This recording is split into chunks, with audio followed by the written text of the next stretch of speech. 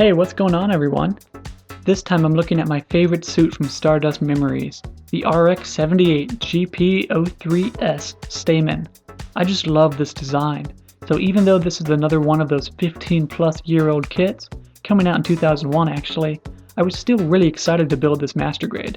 But I'm getting ahead of myself. I'll be reviewing this Master Grade Gundam in 4 categories: the build, the appearance, the articulation, and the gimmicks. I'll be giving each a score from 1 to 5, so at the end I can tally them all up for an average score. Hopefully this kit does one of my favorite Gundam designs justice. Part 1, the build. Despite its age, this kit is surprisingly well engineered. I mean, it's not up to modern standards, but it's nowhere near as bad as the Alex. The build for the forearms can be a little tricky though, but other than that it's surprisingly straightforward. I mean, there are only 2 screws for this build too, one for each ankle. The seam lines specifically are really interesting, because the actual design of the Stamen calls for thick black lines running along the side of this Gundam, which is coincidentally where the bulk of the seam lines are. So you can just throw a black Gundam marker at the seam lines, and you'll end up with both a better looking and more anime accurate build. It's kinda genius actually. That brings me to the detailing. With this being an older kit, there is quite a bit of detailing to be done. Thankfully there's only a few mandatory places. First off, you'll need to add this black around the lenses on the front of the legs. Thankfully, you can just pop off the front armor, paint it up, and pop it back on. You also might want to add this black line to the front of the knee. Same for this line around the back of the leg. Then there are these black vents on the front skirt armor. They're real annoying to paint though, since there's no part separation. So I kinda just half-assed them. Same for these vents on the shoulders, they just come in all white. Other than that, I recommend these 2 black squares on the ankle guards. Since I already had my black Gundam marker out, I decided to add some optional touch-ups too. First off was all the seam lines I mentioned earlier. This black lining is everywhere in this kit, especially the legs. They also run along the side of the chest, the front of the arms, and even the side of the head. Next I added some black to the middle section on the waist armor. I also added some black to the vents on the side skirt armor. It's just gray inner frame poking through, so it was really easy to paint the frame up, then just put the white armor over top of it. After that, I added this black line to the front of the head. It's a bit of a challenge to paint though, since there isn't a well-defined channel for it. You'll notice I didn't paint up the vents on the side of the head. Well, that's because they're at a really weird angle, so I just went with gray panel lining instead. I also didn't paint up this lock on the side of the elbow. It's already pretty dark gray, so I just didn't bother.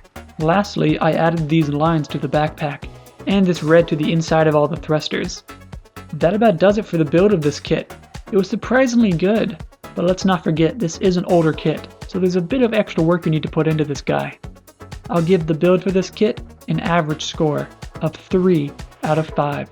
You're definitely going to want to pick up a black Gundam marker when you get this kit. Part 2, the appearance.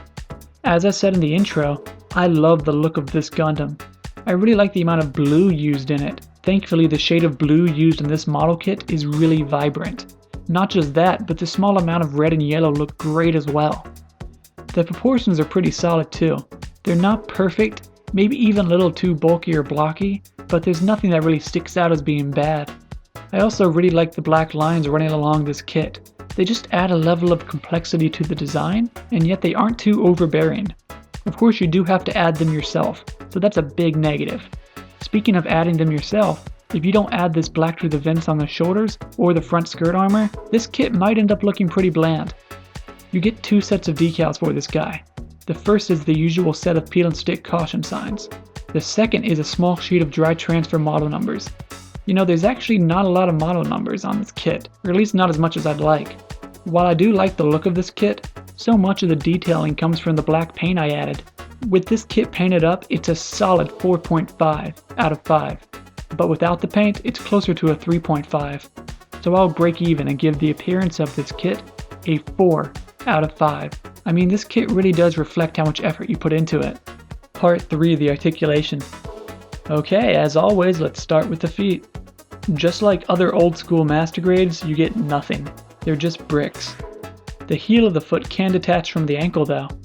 There are 2 hinges in the ankles, so you don't get the same level of movement as a ball joint, but you get enough for 1 or 2 cool poses. You actually get a surprisingly solid 135-degree bend from the knee. It's actually pretty good for what it is.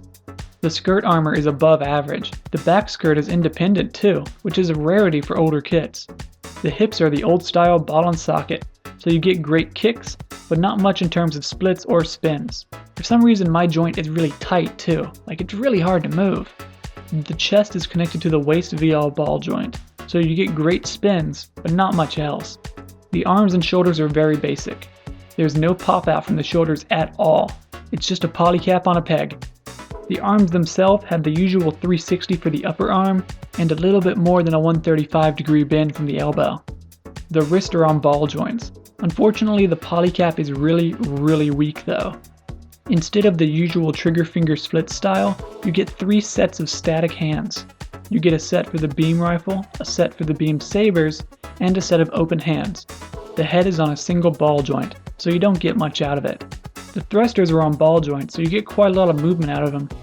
The thrusters on the back skirts are also on ball joints, so you can move them just everywhere. Overall, the articulation of this kit is about as average as you can get. He can hit all the basic poses you could ask for, but not much else. I'll give the articulation of this kit a 3 out of 5. Really, you get 2 or 3 poses and that's about it. Part 4, the gimmicks. Now let's look at what this guy comes with. The main weapon for this guy is his beam rifle. It's fairly bland though. I mean, it's just all gray. The scope even comes in clear, so you have to add this red. Thankfully, he can pretty much hold it no problem. Bandai may not have figured out pegs yet, but you do get that dedicated rifle hand. After that, you get the token beam sabers. They function just about how you would expect, and he really has no issues holding them up. You can store them on the backpack, so they're always on hand even if you don't see them. Next is the bazooka. Once again, he can grip the handle pretty well thanks to the dedicated rifle hand. But because the bazooka is so long, it can be a bit of a challenge for him to hold up. It does have a nice fold in half feature. I'm not sure why though, because you can't store it anywhere. Lastly, you get a nice shield. I really like the design of this shield too. It can fold in half as well, and you can store some extra ammo packs on it. Outside of the weapons, you get a fully transformable core fighter. I really like this jet-inspired design of this thing. It can transform into a functioning core block too. Thankfully, you do get a dedicated core block, so you can have this core fighter on display at all times. On a side note, for some reason the transformed core fighter and the dedicated core block look completely different. The core fighter is more detailed, but you can't store the beam sabers in it. It's really weird. As for the gimmicks of the actual suit, there's only one, but it's really cool. Inside the forearms are these massive claws. They fold out fairly easily, even if the white armor has a tendency to pop off. You can use it to hold on to extra weapons, but that's about it. Still, it's a cool little gimmick, and I know I would have been annoyed if it wasn't included, so it gets a thumbs up from me. All in all, the gimmicks of this kit are pretty solid. There's nothing really that stands out as being bad, plus the dedicated rifle hand is an amazing addition. I'll give the gimmicks of this kit an above average score of 4 out of 5. Okay, time to wrap this up for an average score. The build was a 3 out of 5. It's pretty solid for its time, but there are still 2 screws and a fair amount of detailing you need to do. The appearance was a 4 out of 5. The colors and proportions are great. I actually really wanted to give this a 4.5, but without the black trim, it can look kinda bland. The articulation was a 3 out of 5. He really just can't do anything interesting. However, he can still hit all the basic poses you'd expect from a Gundam. The gimmicks received a 4 out of 5. You get all the weapons you would expect with this guy. The core fighter and dedicated core block are nice additions too. Tallying all that up and dividing, you get an average score of 3.5 out of 5. In terms of a percentage, this kit receives a 70%. That sounds about right. It's a really solid kit and a great way to add the Stamen to your shelf, but it is starting to show its age a little bit. Still, you won't be disappointed when you pick this guy up. Alright, that's my review of the Master Grade Gundam Stamen. Feel free to leave a comment or question about this kit, or to recommend more kits for me to review. Thanks for watching!